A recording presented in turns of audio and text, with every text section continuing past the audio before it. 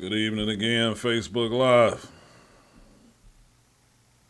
Apostle Terrence Lyons, Ecclesia Ministries here in Murfreesboro, Tennessee. Again, trying to get everything stirred up here, one way or the other.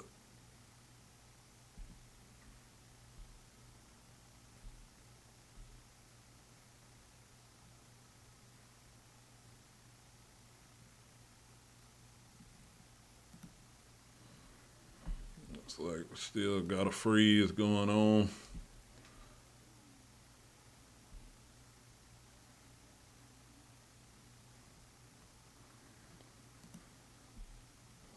Figure out. Let's see.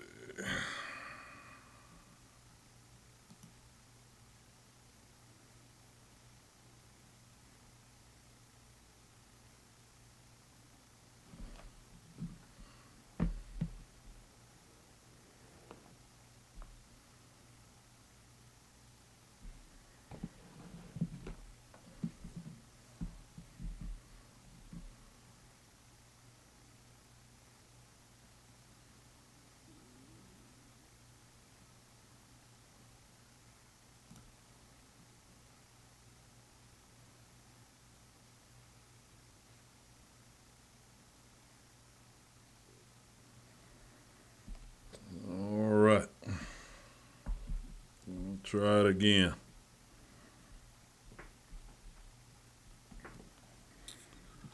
I'm going to just dig on in. That way we will have it stirring one way or another.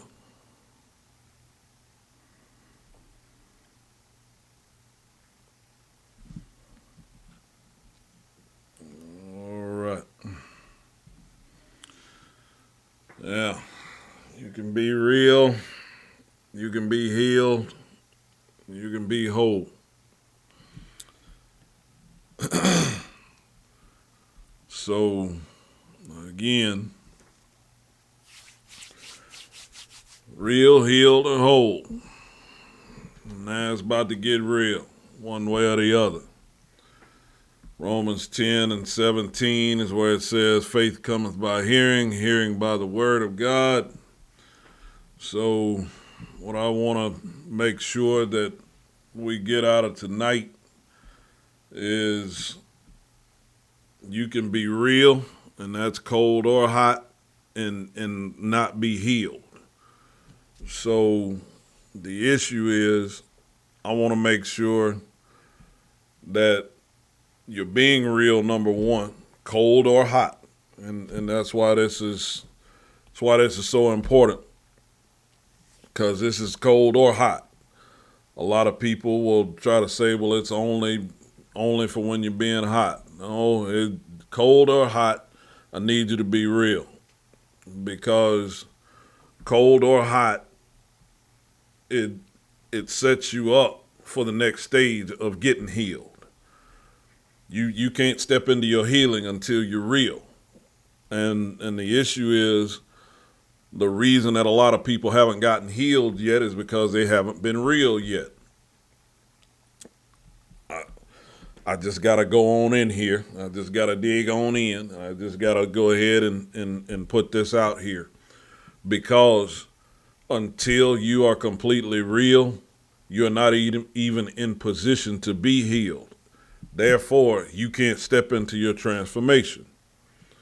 So sometimes you're not being real. So in other words, real as defined of what I'm talking about is not artificial, no guile, being genuine, no trickery, no, yeah, I'm good when you're really not good. No, I'm not mad when you're really mad as a hornet. None of that. That's the reason some of you can't get healed yet, because you're still not being real. So you're still worried about what the response is going to be about what you actually feel. And I'm not saying don't have compassion for people, But what I am saying is you don't need to be worried about what their response about you being real is. I'm not telling you to be mean. I'm not telling you to be Hulk-like. I'm not telling you to do any of that. What I am saying, though, is you shouldn't be doing any trickery. You shouldn't be doing any putting on any shows.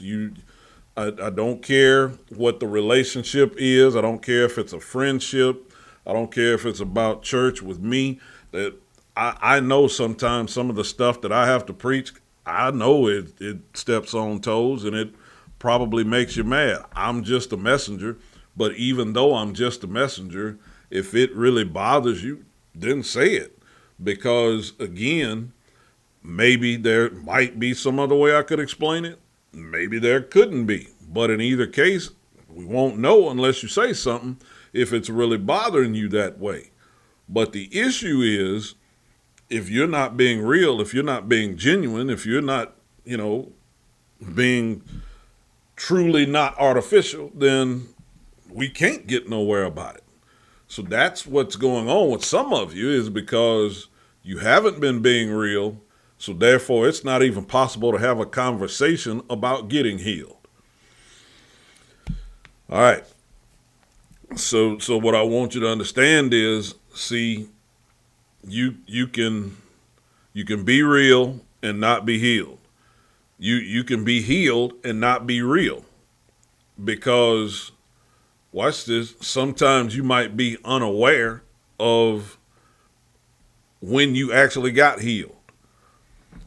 And this is why I want this to come to you in such an understanding. Like I said, I'm going to keep going. I'm going to keep pushing. Father, you know what you want to get out. You know what you want to go forth. So for all hindrances, for all holdbacks, for all setbacks, I thank you for everything pushing through and breaking through for the sake of your kingdom. So what I want you to get is to understand from this standpoint is this. I want to look at John chapter 5, verses 1 through 15. John chapter 5, verses 1 through 15, because I want to show you something. Y'all stick with me. You know if something's coming after it like this. This right here is groundbreaking. You know anytime that there's these kind of hindrances, it's groundbreaking. So I want you to see this. John chapter 5, verses 1 through 15. John chapter 5, verse 1 through 15 says this. John chapter 5, verse 1 through 15 says this. It says, after this, there was a feast of the Jews, and Jesus went up to Jerusalem. Now there's at Jerusalem by the sheep market a pool, which is called in the Hebrew tongue Bethesda, having 5 porches. In these lay a great multitude of impotent folk, of blind, halt, withered, waiting for the moving of the water. For an angel went down at a certain season into the pool and troubled the water. Whosoever then first after the troubling of the water stepped in was made whole of whatsoever disease he had. And a certain man was there, which had an infirmity 38 years. Then Jesus saw him lie and knew that he had been now a long time in that case. He saith unto him, wilt thou be made whole? Watch this. It says, the impotent man answered him, Sir, I have no man, when the water is troubled, to put me into the pool. But while I am coming, another steppeth down before me. Jesus saith unto him, Rise, take up thy bed, and walk. And immediately the man was made whole, and took up his bed, and walked. And on the same day was the Sabbath. The Jews therefore said unto him that was cured, It is the Sabbath day. it is not lawful for thee to carry thy bed. He answered them, He that made me whole, the same said unto me, Take up thy bed and walk. Then asked they him, What man is it? What man is that which said unto thee, Take up thy bed and walk? And he that was healed wist not who it was, for Jesus had conveyed himself away, a multitude being in that place. Watch this. Afterward, because this is a key, afterward, Jesus findeth him in the temple, and he said unto him, Behold, thou art made whole. Sin no more, lest a worse thing come unto thee. The man departed and told the Jews that it was Jesus which had made him whole. Now, the reason I wanted to read that one to you is because I said you can be healed and not be real because you're unaware of where the healing came from. So there in verse 13, it says, He that was healed didn't know that it was Jesus. So initially, this is why this right here is trying to come against this tonight. Initially, this man who's had this issue for 38 years, he does not even initiate this situation at all. He has no input.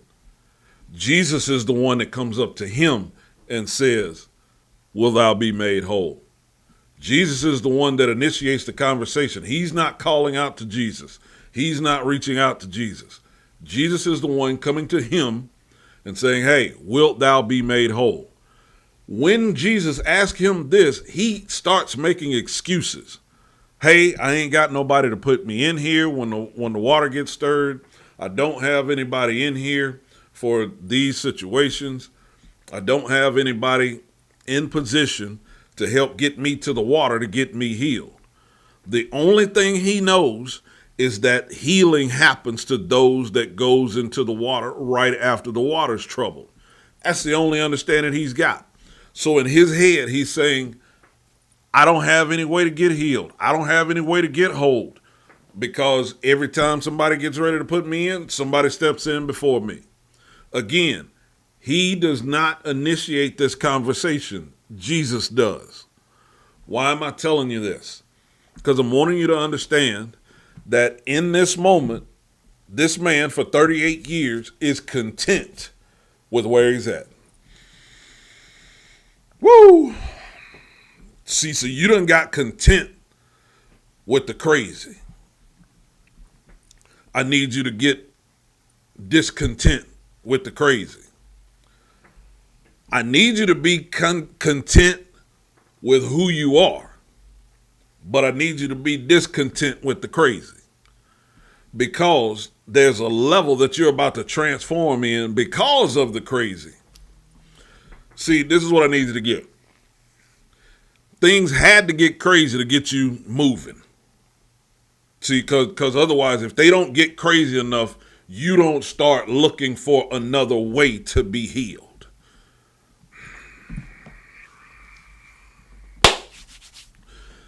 Y'all type that in for me. Look for another way to be healed. Look for another way to be healed. Now, again, initially, everything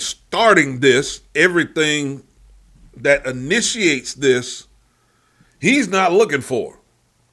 He's not even searching for. He's not even playing a part in trying to change being on this bed. So what he is in place for, he's content with being right there. I'm cool right here. Jesus said, wilt thou be made whole? Well, I ain't got nobody to put me in here to get whole. Ain't nobody got me in here. So here's why I need you to understand this. See, because now God can make the changes that needs to be made. See, you done got tired of the conditions, because now you realize it was the conditions and not you.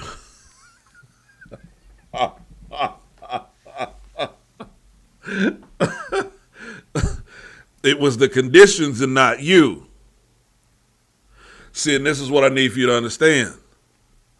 You can't get to that place of wholeness until you understand that it was more about the conditions than it was you.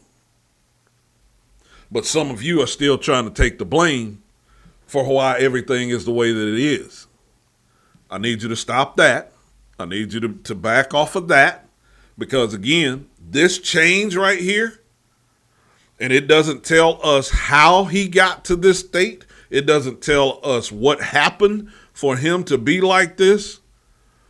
All we know is for 38 years, he's been like this. And for whatever amount of time he's had in his head, the only way I can get my healing is to get in this water right after the trouble's been stirred in the waters. So here's what I need for you to get tonight. I need for you to understand, because healed, let me explain what healed is. Healed is cured, healthy again, alleviate distress or anguish. So we're trying to alleviate the distress. We're trying to alleviate the anguish. We're trying to alleviate you thinking that, you're the cause of all of these problems, that you're the cause and the reason why you're the way that things are right now. This is why your conditions. And I'm not saying that you didn't have anything to do with it, but I don't want you taking all of the blame of it. Here's why I need you to get this. Because, again, you can be real and not be healed. You can be healed and not be real because you were unaware of where the healing came from. So here's what I want some of you to get in your expectations. I want you to have in your expectations that you're about to be healed out of nowhere. Your conditions are about to shift out of nowhere. Now you're going to have he's going to tell you to either take a step, which is going to be your equivalent to take up your bed and walk. He's going to tell you, make this phone call. He's going to tell you, connect with this person. He's going to tell you something, but I need for you to look for your healing out of nowhere. I need for you to look for your situation to change out of nowhere. I need for you to begin to expect like that. See, because the problem is you've lost your expector. You've lost your ability to expect. And by you losing that ability to expect, that is what is keeping you from getting to your wholeness. Your wholeness is fixing to happen. Watch this. Because your wholeness has already happened in one realm. Woo! Your wholeness has already happened in one realm. It never has changed.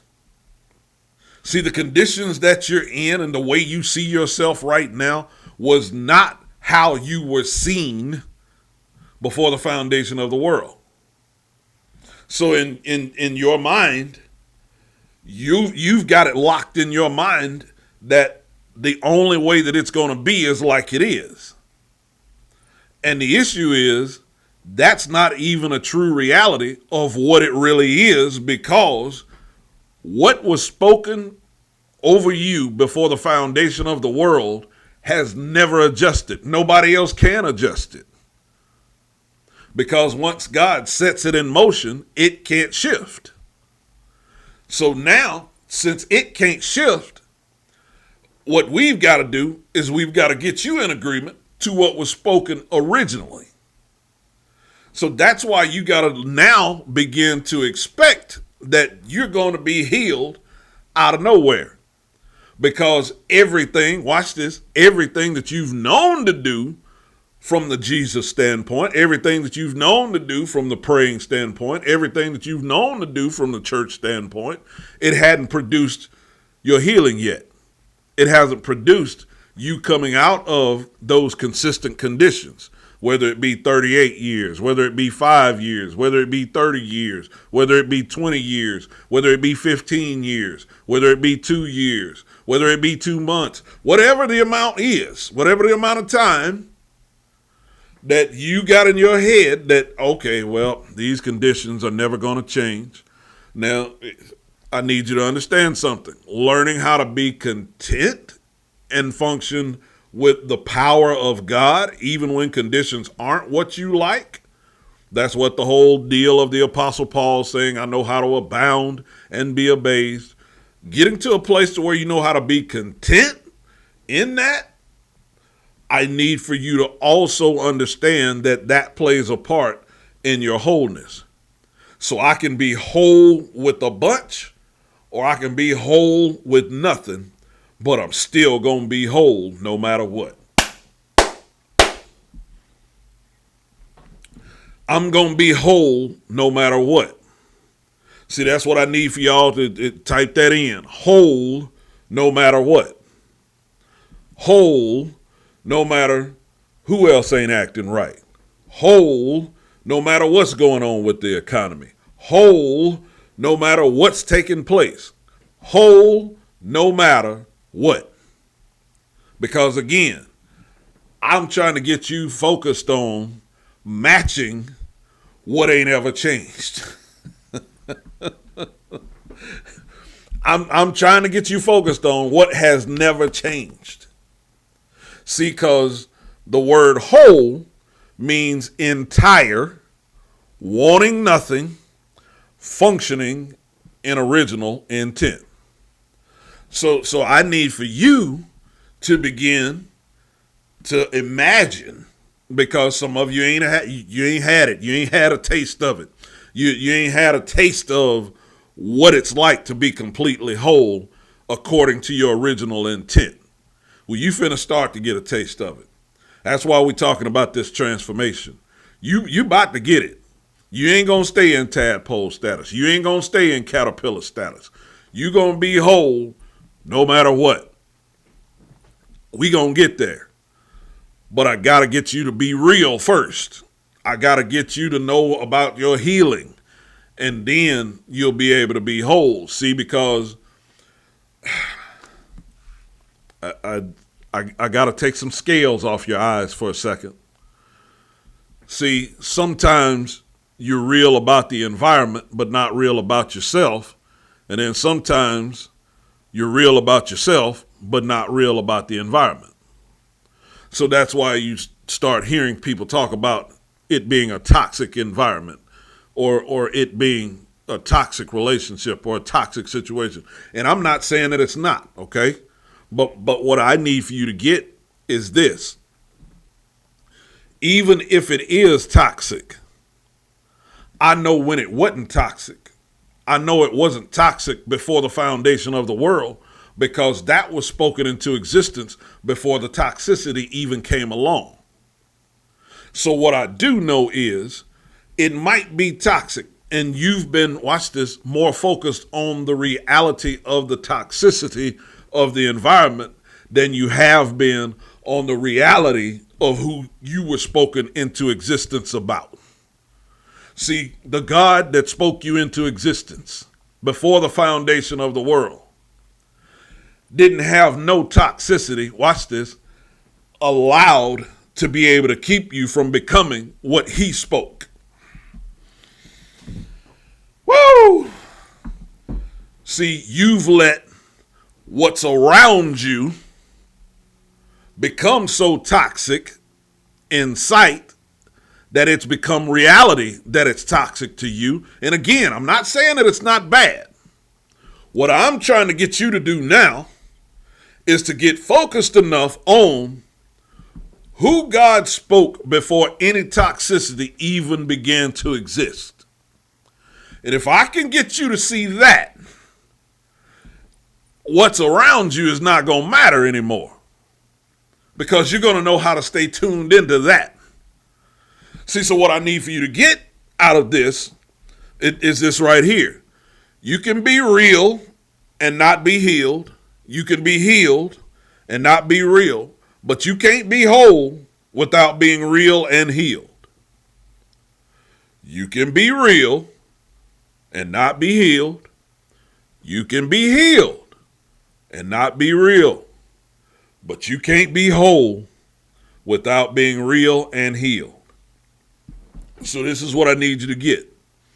So right now, in the midst of all of the stuff that they talking about, raising interest rates and different mass shootings and floods and fires and Trump being crazy and Biden, saying different stuff. And in the midst of all of that, who you were spoken into existence by still overrides all of that if you'll focus on it and if you'll focus on being whole.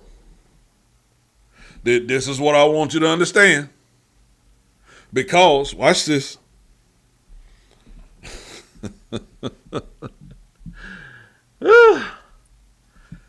You will never be whole without agreement.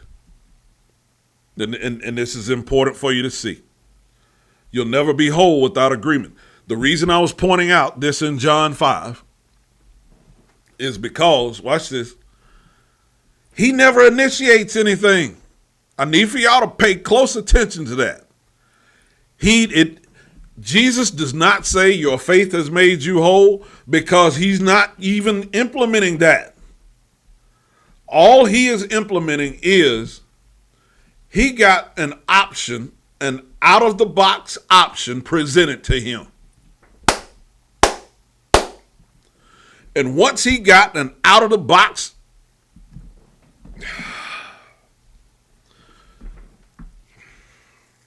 again, all he's known is that this pool of water gets stirred up. And once this pool of water gets stirred up, whoever gets in there first gets healed. And that's all he's watched multiple times. Again, it does not tell us how many times he's seen this.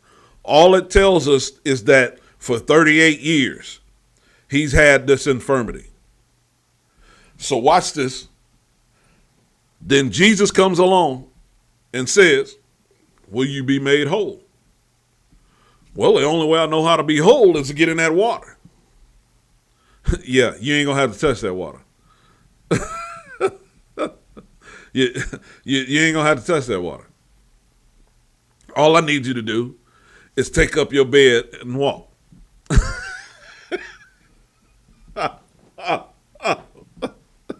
That's all I need you to do. And he agrees with him. He agrees with him. That's all that happens. It says,